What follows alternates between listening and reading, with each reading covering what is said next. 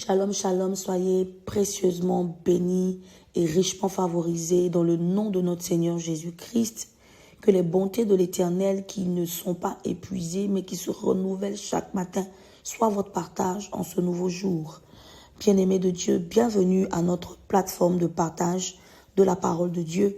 Et depuis le mois d'octobre, donc depuis le début de ce mois, nous parlons de la bénédiction de l'humilité. Et le thème abordé cette semaine est les bienfaits de l'humilité. Et aujourd'hui, nous parlons donc de David, choix de Dieu. Notre texte de base se trouve dans Jacques chapitre 4, verset 6. Mais bien avant, je voudrais remercier du fond du cœur et bénir le nom de Dieu pour toutes ces personnes, tous ces orateurs qui nous ont fait du bien depuis le début de ce mois au travers de ce thème. Je lis la parole du Seigneur avec révérence. Il accorde au contraire une grâce plus excellente. C'est pourquoi l'Écriture dit « Dieu résiste aux orgueilleux, mais il fait grâce aux humbles ». Que le Seigneur bénisse sa parole au nom de Jésus. Vous savez, l'humilité est une vertu qui tire son importance du fait qu'elle appartient au caractère de Dieu. Nous avons été enseignés maintes et maintes fois sur l'humilité. Et dans l'Ancien Testament, chaque fois que l'humilité apparaît, elle est célébrée. Et la Bible nous dit que la bénédiction de Dieu est fréquemment déversée sur celui ou celle qui possède cette qualité. Et il y a des exemples légion dans la Bible qui parlent de cette vertu. Et dans Philippiens 2, verset 8, Paul donne un exemple à imiter l'humilité de Jésus-Christ qui a renoncé délibérément à ses prérogatives divines en s'abaissant lui-même jusqu'à recevoir en temps voulu la gloire donnée par Dieu. La Bible dit qu'il s'est humilié jusqu'à la mort de la croix. Alléluia. Et nous connaissons donc tous l'histoire de David qui était roi en Israël. David était rempli d'humilité et pour avoir étudié un peu sa vie, je dirais que l'humilité de David était quand même déconcertante. Alors qu'il venait de vaincre Goliath et devenir le héros qui a sauvé Israël de la main des Philistins, à aucun moment David n'a eu la grosse tête. À aucun moment David a eu à hausser ses épaules en disant « c'est moi qui ai tué Goliath ». Alléluia. Il a continué à garder un cœur humble. Et même quand on lui avait promis la fille du roi en cas de victoire, il a continué à garder un cœur humble. Dans 1 Samuel 18, verset 18, il est écrit, voici ce que David a dit, « Qui suis-je? Qu'est-ce que ma vie pour que je devienne le gendre du roi ?» Si c'était à notre temps actuel, nous aurions dit, mais David, qu'est-ce que tu es en train de faire? Qu'est-ce que tu es en train de dire? Mais tu viens quand même d'accomplir l'un des actes les plus héroïques de l'histoire d'Israël quand même, David. C'est le moment de te la jouer, de kiffer ton succès. Mais non, David était inamovible, je dirais, dans son humilité. Et malgré ses succès, malgré ses victoires, il n'a jamais développé une trop haute opinion de lui-même. L'un des bienfaits de l'humilité aussi, c'est de ne pas développer une trop haute opinion de soi. Alléluia. Lorsque David même deviendra roi et qu'il atteindra le sommet, il ne perdra pas cette qualité. Beaucoup d'entre nous perdons la qualité de l'humilité lorsque nous accédons à une certaine position. David a reconnu toute sa vie que c'était l'Éternel l'auteur de son élévation. Il était berger dans la brousse. Et de la brousse, il a accédé au trône. Il a accédé au palais. Et malgré cette position élevée, je le répète encore, David n'a jamais eu une trop haute opinion de lui-même. Et David a toujours reconnu que c'est l'Éternel qui l'avait fait. Il était tellement rempli d'humilité et nous pouvons comprendre pourquoi l'Éternel l'appréciait autant. La Bible dit que Dieu fait grâce aux humbles et il résiste aux orgueilleux. Nous savons tous ce que c'est que l'orgueil. Nous savons tous ce que c'est que l'orgueil. Souvent, nous pensons être simples en disant « Non, moi, ces choses-là ne me concernent pas. Non, moi, je ne suis pas dans ces choses. » C'est une forme d'orgueil que tu manifestes lorsque tu penses comme ça. Alléluia.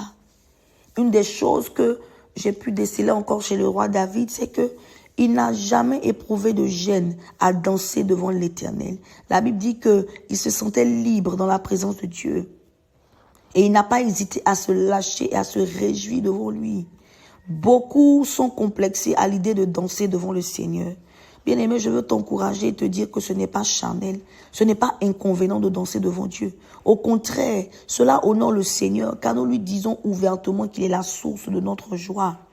Et un chrétien normal et humble doit être capable de se réjouir dans la présence de Dieu, comme le ferait le païen, l'incroyant, dans une soirée mondaine. Alléluia. Et cette même histoire de David qui a dansé devant le Seigneur nous démontre combien de fois David pouvait être détaché de l'opinion des autres. Il ne s'embarrassait pas des qu'en dira-t-on quand il s'agissait d'honorer le Seigneur. Sa femme Michal était plutôt concentrée sur comment je dirais, la position de David. Elle a dit, mais David, tu n'as pas honte de te mettre là, de t'humilier devant tes serviteurs. Et il lui a répondu, c'est devant l'Éternel que je danse, celui qui m'a préféré à ton père. Et la suite, nous la connaissons. Michal a été frappée de stérilité pendant que David a été agréé par Dieu. Il était donc le choix de Dieu au point d'être appelé l'homme selon le cœur de Dieu. Quelle grâce excellente. Alléluia. Bien-aimé, je voudrais aborder le deuxième thème, je dirais la deuxième partie de mon propos, en parlant du choix de Dieu. Frère, les choix de Dieu sont souvent mystérieux et incompréhensibles. Mais ce que nous devons retenir, c'est que Dieu ne se trompe jamais dans ses choix. C'est pourquoi la Bible affirme que Dieu ne se répand jamais de ses dons et de son appel. Amen. Il sait ce qu'il fait. Il est souverain, il est intelligent et les choix de Dieu, comme je dis, sont souverains. Les choix de Dieu sont toujours les meilleurs. Le choix de Dieu est sage et réfléchi et à la fois pertinent. Et je dirais qu'il est impossible de faire mieux. Le choix de Dieu regarde aux dispositions du cœur plutôt qu'aux apparences. Et ce matin, je voudrais te demander, quelles sont les dispositions de ton cœur? Quelles sont les dispositions de ton cœur par rapport à la parole de Dieu? Quelles sont les dispositions de ton cœur par rapport au péché?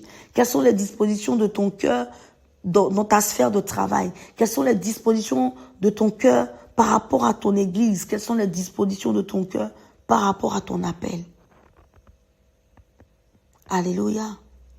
Vous savez, Eliab était cette personne qui avait extérieurement tous les atouts pour être un grand roi. Mais le choix de Dieu s'est porté sur David. Car la Bible déclare que c'était un homme selon le cœur de Dieu. Et dans Actes chapitre 13, verset 22, il est écrit, « Puis l'ayant rejeté, il suscita pour roi David, auquel il a rendu ce témoignage. J'ai trouvé David, fils d'Isaïe, homme selon mon cœur qui accomplira toutes mes volontés. » Quelle grâce. Est-ce que Jésus peut dire aujourd'hui de nous, j'ai trouvé Anastasie, j'ai trouvé Anatole, l'homme selon mon cœur, cet homme-là qui est fidèle, qui est intègre et qui peut accomplir toutes mes volontés. Le choix de Dieu regarde aux dispositions du cœur plutôt qu'aux apparences. Nous pouvons par moments présenter l'apparence de la piété pendant que nos cœurs sont mauvais, pendant que nos cœurs sont souillés, pendant que nos cœurs sont impurs.